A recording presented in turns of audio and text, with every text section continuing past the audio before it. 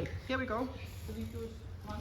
To come into a panel together with me to discuss the responsibility of the residency centers, which means the sharing part of it. We are all hosting artistic residencies and processes with artists, and we have all different kind of experiences on how to do that and how we archive it and what our thinking is around that.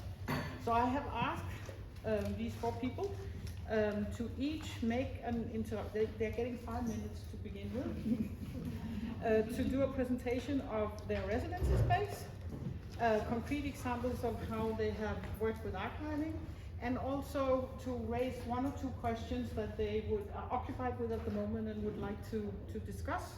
And when all of that is done, we will make a little discussion among us. And if anybody wants to chip in out there, that's also possible. So anyway, we are starting with Naja. Yeah. So my name is Naja, and if I don't speak so loudly, then just please tell me. But I'm working at HAUT together with my colleague Bettina. We are the leaders of HAUT, and the lady in the pink sweater, Sophie, she's also a HAUTer. Yeah. And we are an organization that works with stage art, and what we focus on is residencies and what we call knowledge sharing. And the residencies we have is not like production residencies. We facilitate more like artistic development residencies, so people more in process looking for something they might find or might not find. Just to make the context for everybody that doesn't know us, I see a lot of known faces, so people probably is tired of repeating. But we focus on interdisciplinary dance and choreography, performance, all these different artists and artistic expressions that are in what we call it the independent field in Denmark. So for us, archiving might be translated to knowledge sharing. So we are not so much an organization that documents what the artists are doing in our residencies or what we are doing in the organization. We have talked a lot about how to do it and methods for that. But we mostly work with, we should have 2 concrete formats. One concrete format is this an hour with, where artists that has been in residencies come and they share their artistic practice. They have been in the residency, and some people have been there because we have a work sharing where people can come and kind of take part or witness or talk about this material that has been practiced during the residency, and then afterwards we invite the artist in to kind of to share the thoughts behind, because sometimes we don't get to the thoughts behind, but we just get to the artistic material when we are in these kind of black boxes. And in that session we kind of just are together, not about the artistic work, but about the artistic practice. And maybe that is what we are interested in with knowledge sharing. That is that to make more entrance points into the art, because art is, the production is one thing, but all the things around, the knowledge, the practice, everything is so rich, and it's so poor in a way that people only meet the production. So we are very interested in, like, how do we make more entrance points, and how can we also meet around the arts in a way where it's not a product, but more like a meeting between colleagues. Even audience can be colleagues somehow. So that is more like a live situation, ephemeral knowledge sharing, archiving thing, an hour with, which Sophie facilitates very well. And then we also have a publication that we gives out every second year, and we should of course have brought some of our publications, but we forgot. That's live. And we have made one about artistic development work, which is what we are looking at. And then we have made one about residencies, and now also a colleague to your publication, publication around knowledge and knowledge sharing that you can look forward to in some time.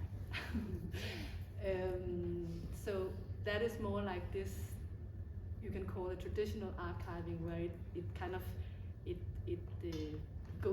time. It's not just being here in this room together and living this experience, but it's somehow something that you can take down from the shelves in hopefully 10 years or more.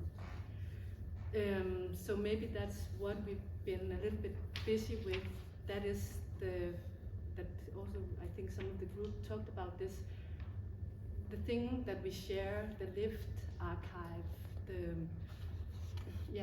this ephemerality that we work a lot with. And I was also thinking about what you're saying, Susanne, with kids' performance, the stigma that goes through time, because it's very rare actually that artists in the independent field, they perform and create an archive with their performance, because we normally do not share them so many times and not through so many years.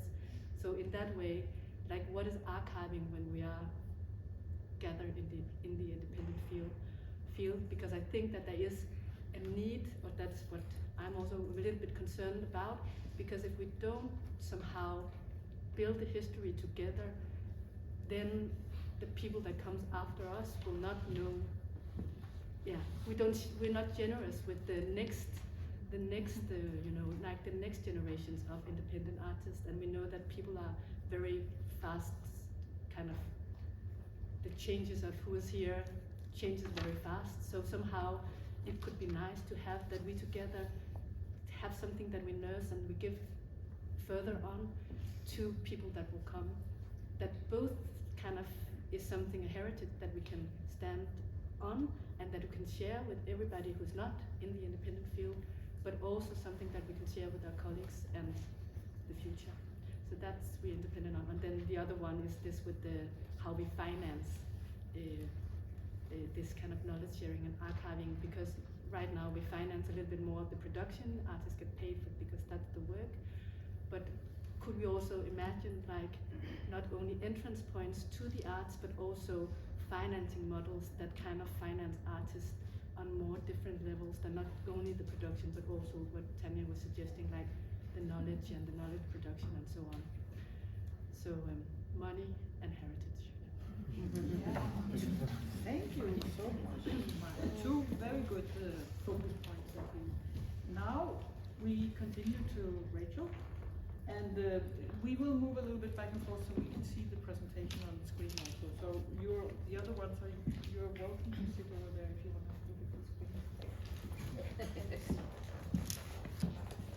Okay, 5 minutes. My name is Rachel Tess, and I am the artistic director for something called Milvus Artistic Research Center. And we don't need to say that again, we'll just call it MARC. We were founded in 2013 as an idéförening in Kivik, which is in Österlen. It's I think they would love for me to say this very culturally rich pastoral area on the east coast of Skåne. This is not that. This is Knislinge, so we're talking northeast Skåne. We moved there in 2018 in partnership with Bonus Konst, where I was the curator for performance, and given the task to make a permanent home for performance at the sculpture park. I don't know if you're familiar with Bonus Konst. The sculpture park with over 70 permanent works that up until 2023 had a quite extensive performance program as well. So we moved into this old shoe factory, and I can bring up one point right away, which is that our artists who come to us can be up to 80 in a year, actually. They are unquestionably occupied with documentation. I would say some of them have gone as far as to create archives for themselves. I have not had the luxury to think about an archive for MARC since about 2015. So I bring up the point of economics. That when we started MARC, those things, I got invited to conference after conference to speak about documentation and artistic research. I know that I'm not occupied with that right now, but I do know that the artists who come to us are. The artists come to us for up to a month, and they do 2 public sharings within a month period. We have a uppdrag. Our mission from the region, the state, and the municipality, uppdrag, is international residencies and community building in a rural area. Yeah, it's a tall order. This is Knislinge. I'll just speak briefly about it so you understand the context. Very tiny town of about 3,500 people, with a newly diverse population, a lot of immigration, and a challenged economic situation, and one of the worst education rates in Skåne, in terms of literacy, in fact. And this is our building. We occupy the top 2 floors at the moment. And it's an old shoe factory from 1893. So on top of dealing with our archive of what we've been doing in that building, we're also dealing with the history of this building and the physical archive that sits on site. And I'm not going to talk too much more about this building because we're leaving it. This is where we were before. Nothing more to say. Typical Skåne, very idealistic little farm setting with a studio and a gallery. We invite artists, I would say, if I oversimplify for a second, we invite choreographers, dancers, and visual artists with a relationship to performance to MARC. It's curated 100% and artist driven. We're a team of 2, and we have external curators as well. We work with people who are, for lack of I'm not going to say the most complex version of this, but people who are working with movement and bodies. So here you have Eiko Otake. She's a Japanese artist based in the United States. She's 70 years old. I can just bring up her reason for working with film. This is filmed in a mine very close to MARC. I'm 70. No one will ever see my work again unless I film it and share it in museums. Okay. So she has a very concrete reason for documenting her work, and that's existence. How do I exist through my work? We have Davies. She's a MARC associate artist since 2015, and I can just make an example about their documentation. Davies has one of the most comprehensive digital archives I've ever seen. And that is because they need to travel with it, because they're traveling constantly to make a living. So it's also about existence in a way. I just share these with you as other examples. I won't go into detail. We have Maria Hasabi, and below that, which is cut off a little bit, we have a piece by Benoit Lachambre at Barnåskonst. We have my own practice installed in our building, which is quite enormous. It was 8 solos, framed as the last performance you would ever see, where every day for 2 weeks with each dancer, we documented 5 last things that we would do on that day, and then turned them into movement practices, and then accumulated those movement practices by rehearsing them every day with the new 5 accumulated each day.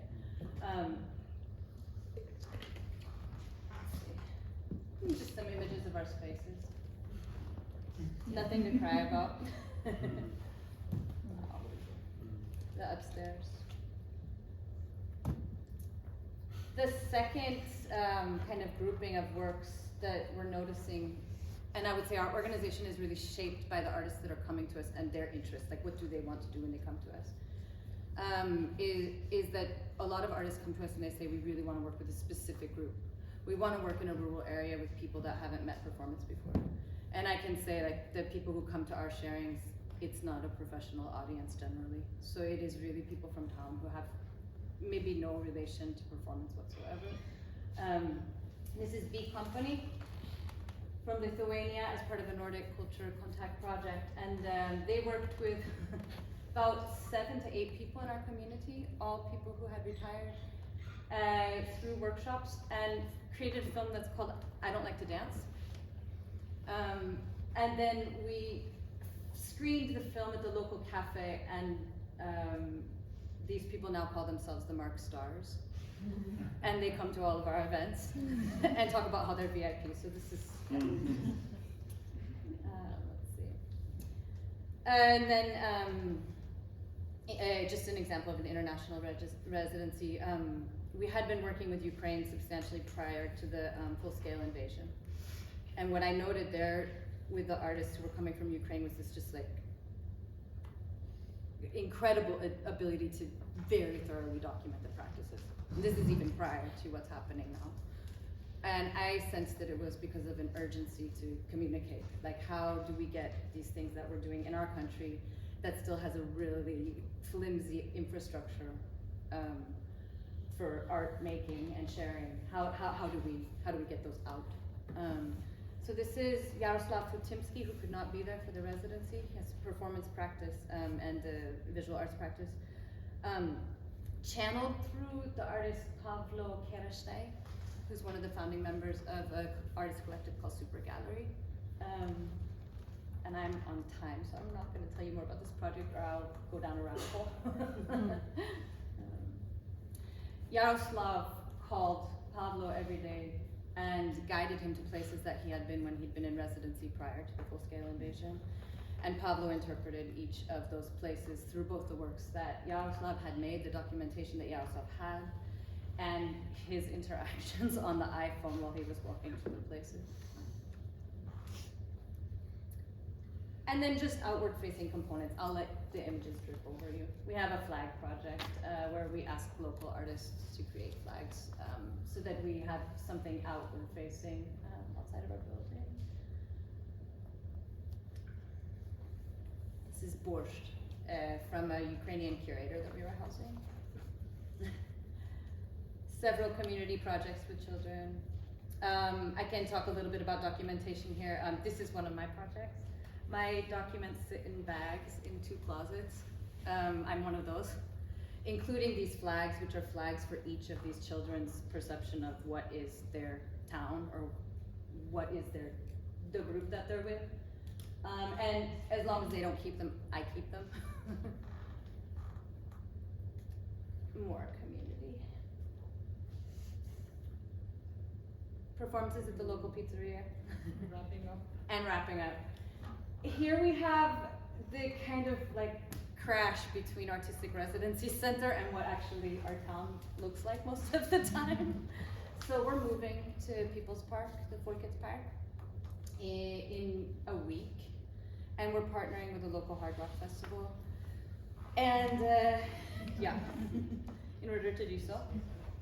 We're moving into one of the People's Parks that has a dance banan in it. And there, I'm finding this conference especially relevant because we're having to look at what MARC has produced in terms of documentation and an archive. And we're gonna bump it right up against the real archive that exists for this space, which includes social dance, activism, socialism. So that, yeah, that's that. These are the festival directors and myself and my employee. Yeah. That's MARC in a nutshell. Thank you very much, Rachel.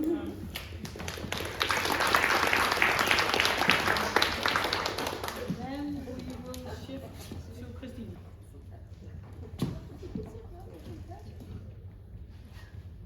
And I think it might take a little short one. You can talk on while we shift to Christine. Yeah. You have to shift places probably. Do you want to be here? Well, we can do that. Yeah. And And Rachel, I'll move you're- my computer. Let's move. Okay, better I have it. You're welcome to sit right here so you can actually see. Maybe. Oh, yeah, I want to see.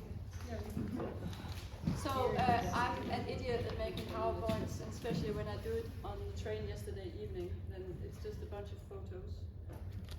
So, you know, that's about choosing to sleep or choosing to do something I think is perfect. So I slept.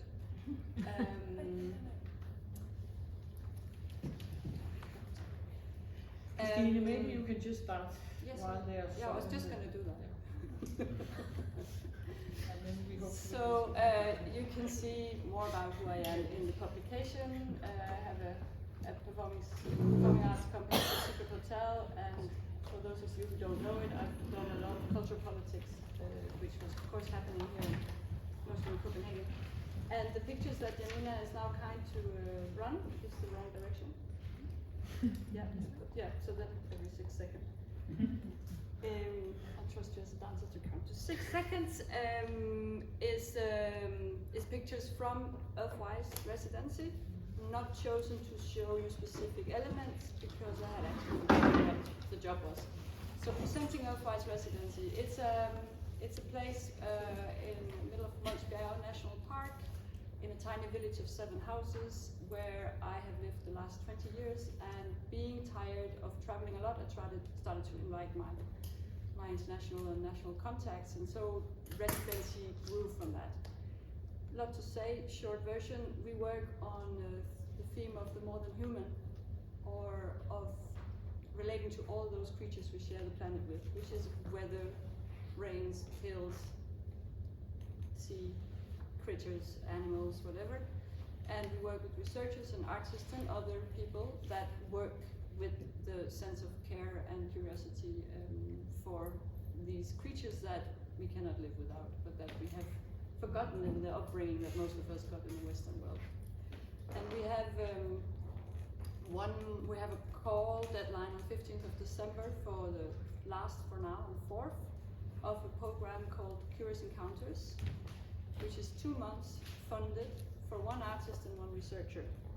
And because the Curious Encounters number 3 ended yesterday, or 2 days ago, we talked about that it was smart that Nina and Maria will come and present shortly to you a little bit later. As for archiving for that program, we have a zine from the first. We have an article and a soundscape from the third, and we are waiting what we're going to have from the second. Sorry, the third residency, but there will be a film as one of the things. So that's archiving from the bigger programs. But we do all kinds of shorter stays, retreats. People can rent for workshops or rehearsal periods, make their own thing there. We also have something called Curious Visits in spring that you can talk to the great coordinator Naja about if you're curious about it. And so the invitation to be part of the BIRCA archive, to become the Circular Performance Archive, was relevant for us because it's interesting to work with tagging and ways of, this is this pine cone squirrel. It was actually a score from a performance that someone was told by the trees how to do. So that's, the photograph here is a kind of an archive of that. I would say what actually fills the most in Earthwise is that we have gathered a book library of more than 600 titles. And people always bring titles, not the book necessarily, but saying, wow, when I see this, you also have to have this book. In the last 5 years, it really exploded in titles that are about how we are interconnected, how humans are in relationship always with other living creatures. And I think one thing that I would like to bring up, how am I doing for time? Is that this thing of always being in relation. The context is important, but also always being in relation is relevant. An archive thought, sorry, that I forgot to bring to you is how do we structure? So these pictures are structured after seasons. Next one is Natasha. But what I see and what we work a lot on at Earthwise, with also our co-host and neighbor Trine Butter, who's a visual artist and art critic and art activist, in the project called Space for Earth Wisdom, is haptic knowledge. So that relates a lot to the embodied knowledge. What do we remember? Yes, but also what do we know?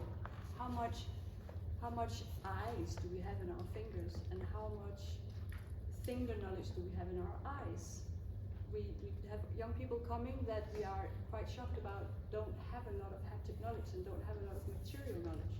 So the whole aspect of materiality, you can look up how you make a fire, but if there's no electricity or no internet connection, how do you make a fire to make that food?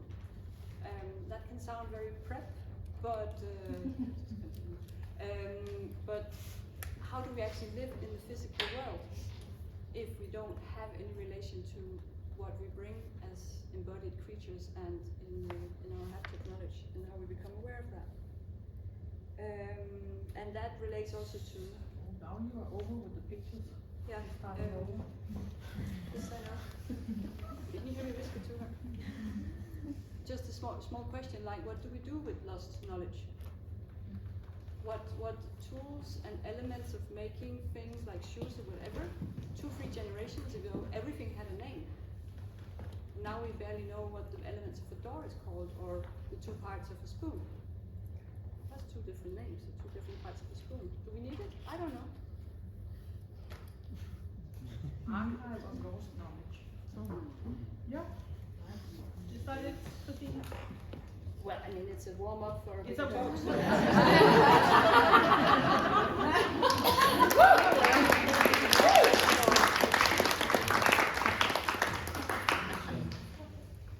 So next in line, Trevor. 5 minutes, huh? I did fall asleep in the train. So I it's gonna I have to admit that Trevor and I have been debating back and forth about how much time he can have, because he started out saying, but I need 15 minutes. I don't know, 5 minutes. No, I get it. So I think we allow Trevor to get 10 minutes. And then you get a little bit more of the debate time.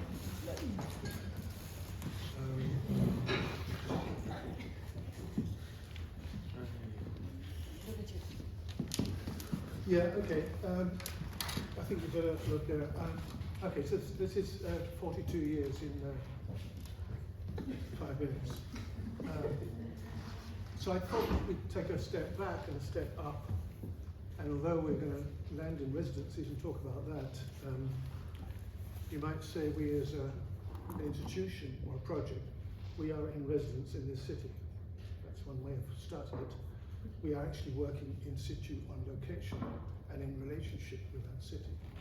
So that's another thing. So we don't just put residencies into 4 people for a week in the same room. So this idea of in residence, which is what it is. So if we're looking at how we did and how time affects this, we weren't changing programs and festivals and series. I'd say we have cycles of projects every 5-10 years. We rebrand ourselves, find another theme. So that means we have to rethink about why we document and how we sign out and what do we leave behind. So this is a way of moving forward, but in a circular way. So we do this on individual performance levels. We have archives. We apparently have a couple of hundred videos at the Royal Library, which they never told me about. They'd actually converted and it was available, which was nice of them. We have photographers that have photographed so many performances, 800-900 productions. We have online archives, and we do this basically, I'd say, for the artists and the media. We have also individual festivals looking at on that basis. So we have talks, labs, seminars, workshops, written documentation, we do it for the artist, the public, and the curator sector. And then we also have like cycles of projects which also end up being sort of re-editing and re-sorting through something and reflecting. And this is also for us artists, for education institutions, for funders, whatever. And looking around the office and thinking, what the hell have we got the archive here? That's part of the archive, which is kind of gathering dust. And the rest, which is gathering dust, is not only at the Royal Library, but it's also at my farm in Moon, where there's tons of boxes of contracts, of notes, of whatever. So that's also there. But there's also, an online thing, which I won't go into. I think it's actually massive. It is a massive, well kept, you might say, documentation of all we've done and the many different projects and different levels. And we do have publications, of course.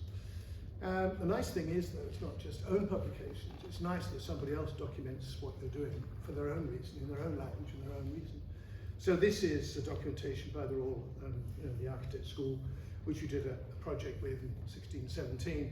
And that's also really important, that actually we are open for others to document what we do. It makes perhaps more meaning.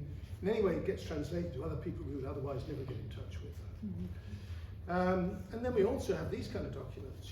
I document all the time, and I make notes and strange little drawings and sketches and things like this.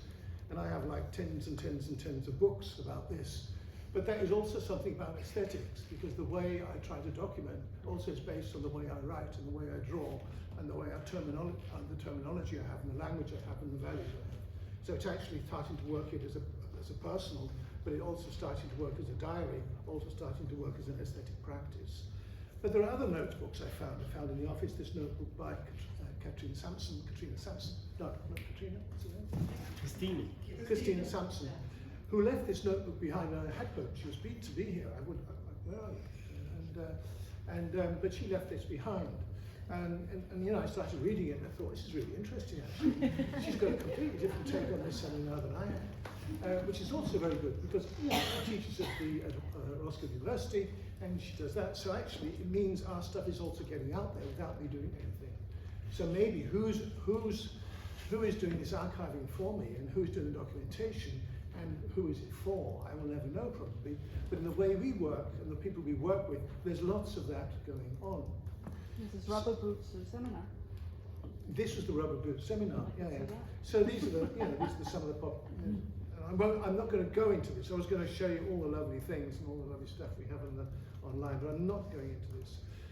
But there's, you know, this is all very classic and all very okay until we start working with something we call Metropolis, which is from 2014.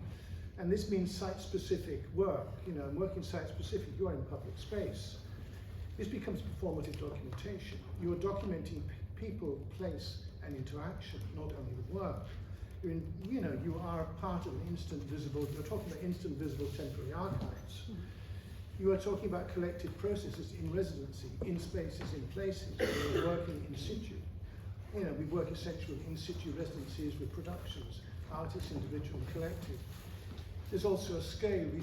We have massive, you might say, meta-scale projects, which might consist of 140 people walking in the countryside, you know, in 140 days. So how on earth do we do that to make sense of it?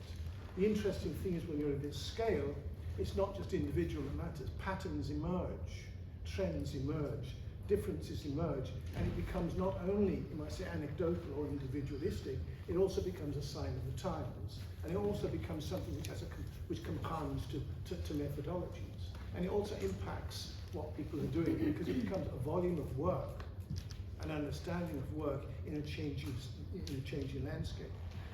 But then we also have we also have to realize that actually people are documenting this stuff for themselves. They're photographing and they're filming and they're talking. They're sharing this stuff as we go along. Because it's not close the phone and don't say. It is actually use your phone, document which is going into the public. So in a way we don't need the newspapers, although we love them. We love getting 5 stars and 4 stars and whatever, as we did in the 80s and 90s. Now people are documenting and doing their own stuff and putting their own comments on it. So actually the public is taking care of itself the way we're doing it. And we don't have to worry about it, you know, because it's there, it's online. So the public documents are being done like that.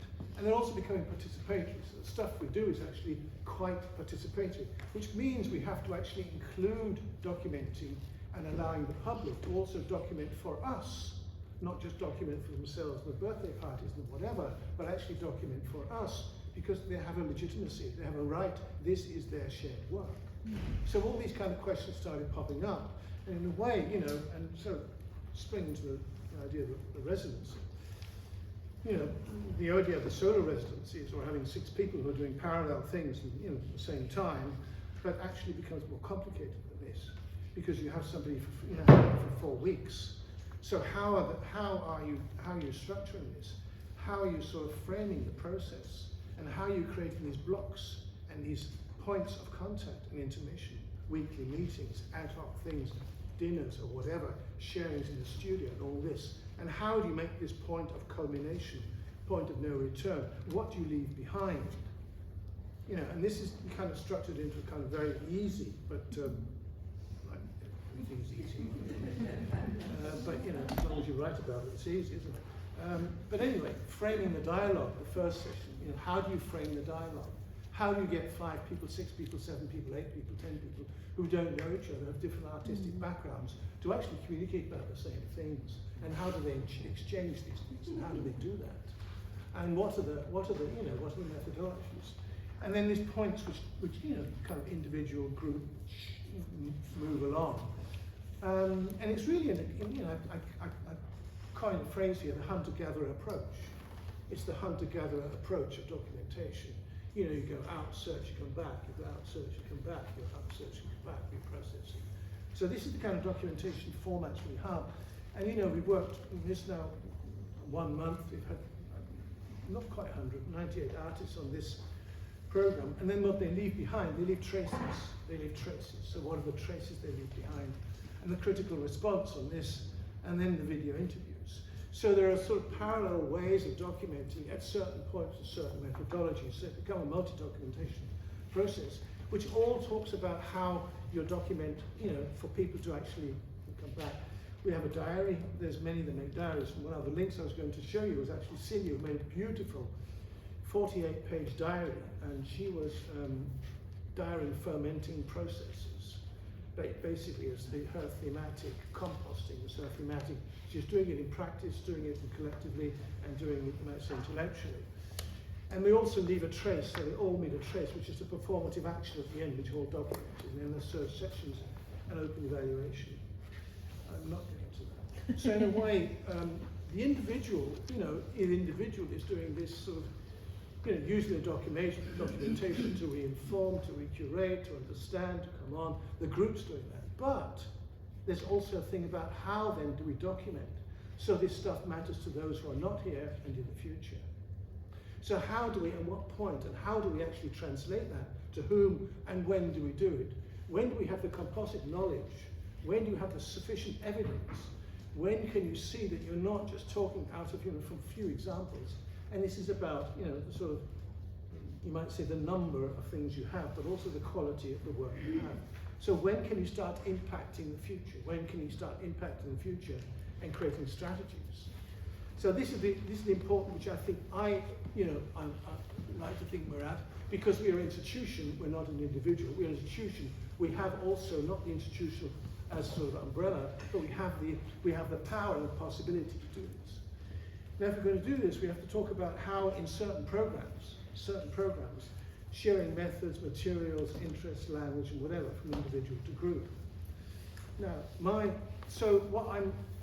if we're going to conclude, we might conclude here. There's a lot of photos on this.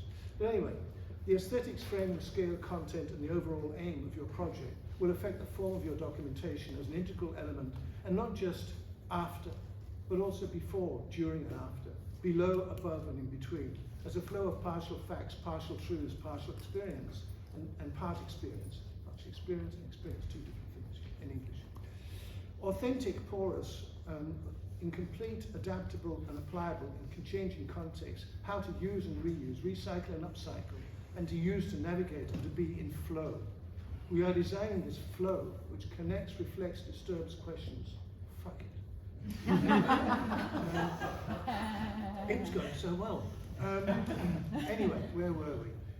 Within and without our black box and comfort zone, the archive is fluid, nomadic, open, and not just interactive, but proactive.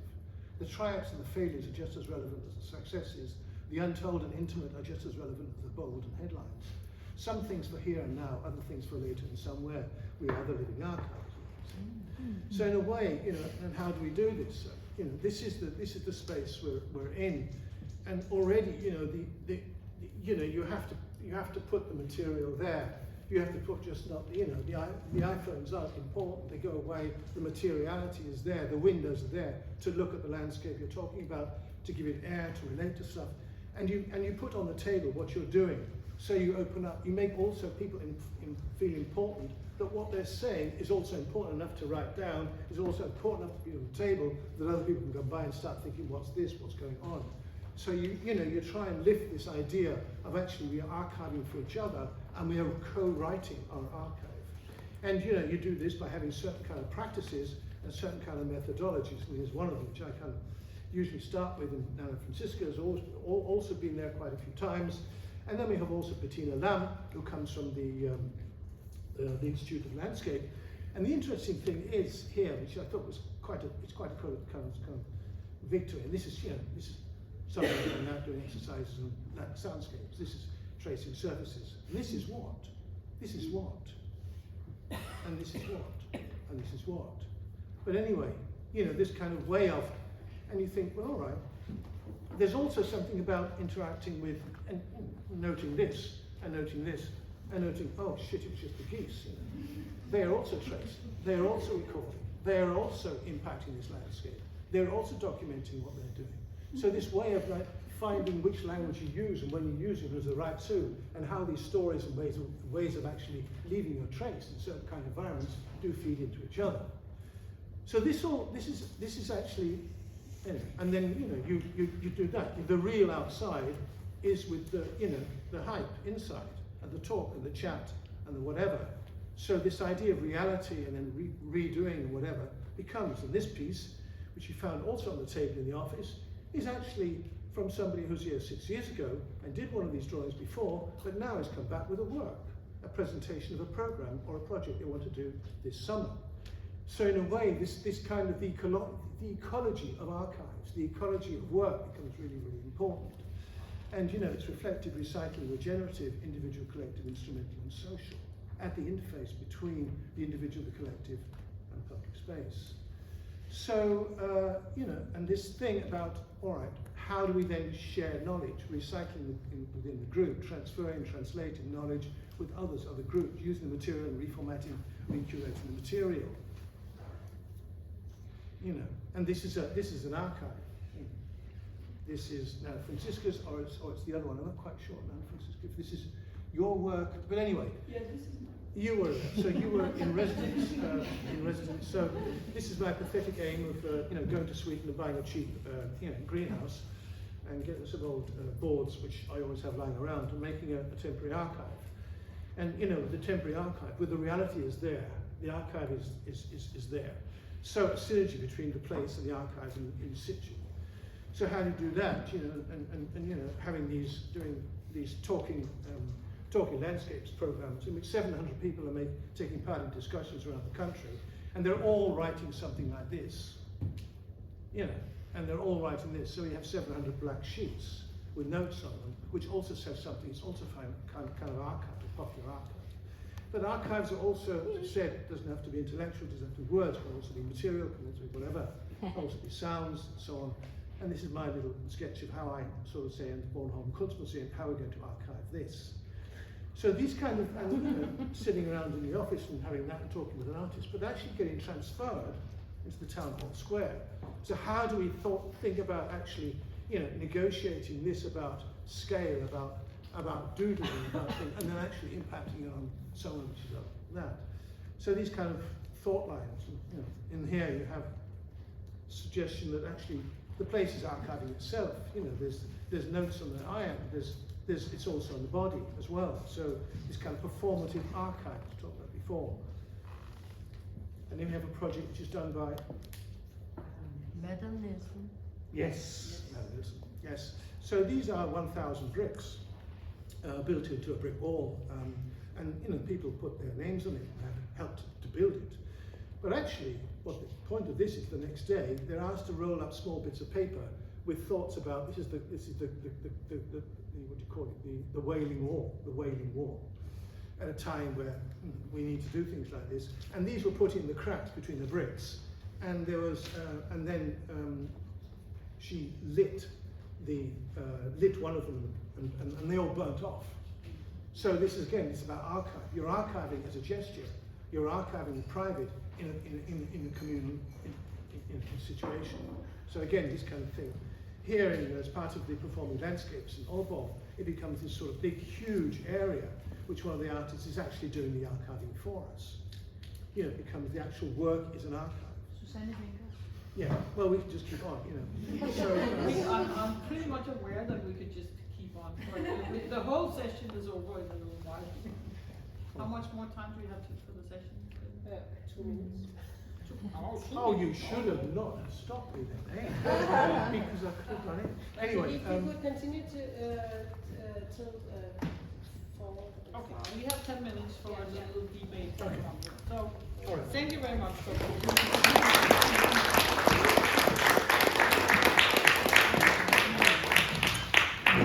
Yeah, so this is going to be interesting to see how you're going to join us here. Joint session. That was something of an overview of the nomadic archive, the integrated archive. I would love to hear what what are your thoughts about some of the thoughts that Trevor was making here? Yeah. Can you relate to some of that? Does it open the discussion, or what is? I can surely relate to the amount of material that comes from not burning everything after each guest has left, and the decades of accumulated knowledge, and then the ensuing questions of the whys. We have why to do it. We have been answering throughout the day together. The how. It's impressive what you and the KIT team do. I do it in a much less scale, but also the for who. It's an open question that keeps being there, and I guess what we are focusing on in a way is like your publications of Jubileum and the publications of HAUT will be in our library, and that's our focus. But the idea of making sure that it can be recycled somehow, and that it's open and generous and accessible without there's an office hour and someone who's appointed that's sitting in the archive because people will come, without that being the fact, then for sure it's the way to do it, to somehow keep on gathering material for those that feels like they want to gather. So maybe that is what we, if we go back to looking at what we are as residency centers, that we are the living archive, the nomadic archive, like we are continuing evolving archive, and our responsibility maybe is to do that sharing, do that generosity, and do the knowledge sharing that you were talking about, Naja. What are you thinking? I think that as being more like residency or organizations, then we have more the capacity, maybe the resources, hopefully, to be more generous, or to be like, to invite people more in, because I think it's very important that it's not, I guess that you are really like a living archive in yourself, and then Trevor, but it's also like how do we, definitely, how does everybody, so it's not something one person shares, like holds, because it's a big responsibility to hold all that information, but it's something that we as a field holds together, because then it will also be passed on, because if everybody holds a little bit, or we hold everything, it's something about this, it's more like instead of the vertical, then the horizontal. How do we kind of make a horizontal archiving that it is accessible, but also is carried more, because we forget so quickly, and also now, maybe I just misinterpret this with the power, like archiving as a house and powerhouse, and the hold by those in power. But if we don't have the archive that anybody can refer to as a community, then maybe we don't want this power. But maybe that's also why nobody understands what we're doing, and it seems very blurry, except if we are inside of this community. So it's just how do we share it with those outside of our community, because we know so much. We have so much insight, and there's so much valuable work and insights and knowledge that we share. So how do we make it vertical and a house that people can access? Vertical, like somatic in a way. So it's clear we don't want the master's house, we don't want the master's tools, so we are inventing new tools, and some of it is this generosity reaching out in a horizontal way instead of being vertical, if you can say it in that I way. think just that the knowledge share. So you wanted to. I just think it's important to like design, you might say designing processes which the archiving and documentation is part of the whole designing process. So it's not one archive; it's many archives in many processes, many situations. That's really, really important to see it as an integral thing, not something you can tack on and do something, or as common or shared, because I think that's in a way each has a relevance for different groups. I think the thing about translating is interesting to other groups is that now we have been asked by the Institute for Landscape to do a 3-year program with them about they want to have you might say the artistic way of translating landscapes. So they're offering that they come with 40 master students and 120 students each year, and that we set up workshops and courses with artists for them, because they can understand that the knowledge we have, or the artists have, is actually, and I think that's an incredibly privileged position to be in, because you're tapping into a lot of people who work with the same subject and are going to, you might say, design or redesign or mess up a lot of landscapes. So in a way, it actually creates this sort of point of where the knowledge share can actually start to be external development, which I think is really, really important. But it's only come because they can see that there's a body of work and there are methodologies which start to make sense. And it's not just because there's one or two artists who start to do stuff are interesting. Because the point from being interested to be relevant to be absolutely essential is what we're trying to do.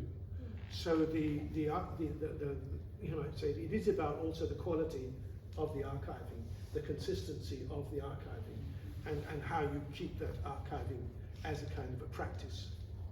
Yeah, so there's something interesting there about that you're talking about the decentralization of the archiving, that it becomes an integrated part of all the practices and it becomes very. But then at the same time you're saying that it's actually the consistency and the centralization that makes it interesting for others. And I also want to just ask you, because I actually mentioned that in the beginning of the day, this thing about becoming a gatekeeper of knowledge yourself. Like that all the knowledge transfers to you as a residency host and director of a space. How do you make the knowledge more democratic in that way? You find methodologies which are not closed. You find formats which are as fragile, as loose as possible. The line is as thin as possible to join 2 points, rather than having to say you must do, must do, must do. But there are so many options within those frameworks that everything content-wise is possible. But it keeps a lightweight structure and a lightweight format that they are comparable. They can be in the same room together and they can communicate together. But the content is actually totally free. So we have to, understand that this kind of knowledge infrastructure has to really be, and we can do that. Has to really be fragile in a positive way. Yeah. So the fragility becomes the essence of it. Christine, you want to say? Yeah. I love archives, and I'm very happy that our artists will now start to put things in the Circular Performance Archive, and I'm curious how it was for Janina and Maria. But I also touch upon it in the notes here in your publication of how maybe the landscape archives, and it's only since Gutenberg took the printing abilities of the Chinese and started printing Bibles that we have an idea in the West that this is where knowledge is, where in other cultures knowledge walks on 2 legs. And why is it that just a question, like why is it that we feel we need to be able to access knowledge wherever I am? What if knowledge is situated in humans, in relations, and in relations to place? So I would love if I could find a way where we could learn what is archived in the landscapes of Earthwise. And is that by asking everyone who's been there to write about their best place? I don't know, but why? Maybe that knowledge is situated there and you have to walk there with your 2 legs and come and meet it. So I have total respect for your work, but I just want to share that with you. Let's remember that when knowledge is not situated, on 2 legs and walking, it's because we end up here again in the Western sickness of being apart from things. I totally get that, because I also talk a lot about energy building. It's an energy building up of a place also. That everybody who accesses that place is also building on the energy. Making the place. Everybody else who's been there before and building that. Rachel, do you want to we are finishing. Yeah, I'm just thinking about what if my being there and experiencing the archive through my experience as an artist is at odds with the other lived experience that's in the place. Meaning that maybe more now than when I was in Australia, there's just a huge question of why is the government funding you? I don't mean to be so simple about it. So then I think, okay, but then how would our archive be, if we did like a comprehensive archive of MARC artists, how would that be shareable for the community? But then as we're sitting here reflecting, I also know that the artists who come to us are very specific in the ways that they document. And we ask them to be extremely specific in knowing why they wanted to be in our cruddy little town and how they want to communicate with people. So I'm wondering, okay, is it enough for us to make a space for them to be that specific? And then can we just not be patronizing with our audience and let those people experience those things as they are and see what happens? That's what's rolling around my brain. It's sloppy thinking, but.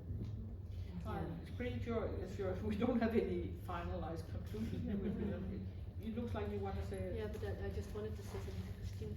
Maybe because this about the lived and the landscape of the archive and so on, but it also demands that we then meet like in this kind of groups often, and then we actually, because we have to share the knowledge together, we have to hold it together, and then if, now I'll go back to the payment, but if nobody is paid, nobody has the time to meet and do this regularly, where we kind of transfer knowledge not by writing down or not by the internet, but being together, then because we're so busy, then it becomes fragile. Oh, I don't know. For me. Yeah. So there's a time and economy issue, and there's definitely a time issue now. Yeah. Ben, are we out of time now? Yeah, we are out of time. But we could easily continue. We want to have a lot. Yeah. Okay. No, I'm just questioning this about this time and money thing. I don't know. I think if it's important enough, one does it. Not because it's important for the process or the product or the actual artistic process. So I just think we have to also prioritize it more and maybe do less and do it in another way. I just think it's to say we're all going to write applications to get archives built up everywhere. I don't know. I don't think everything has to be archived. I don't think everything needs to be archived very particularly in the same way. So I'm not quite sure if that's the right way to go. I don't know. I think we all agreed already that we are not looking for Denmark statistics to archive politics. So that's not what we're looking for. It's an artistic process that we are interested in. But anyways, thank you very much all of you for participating in this.